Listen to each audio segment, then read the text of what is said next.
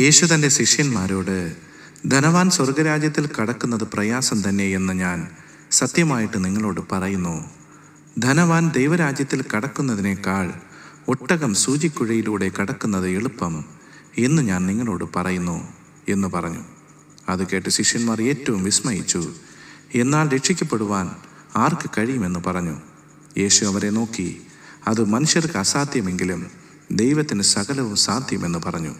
മത്തായി എഴുതിയ സുവിശേഷം 19-ാം അധ്യായം 23 മുതൽ 26 വരെയുള്ള വാക്യങ്ങൾ.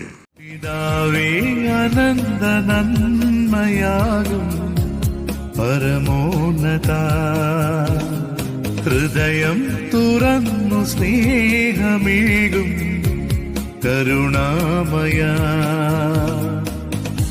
കൃപയോലുമേഘനാമം പരിപൂജ്യമാ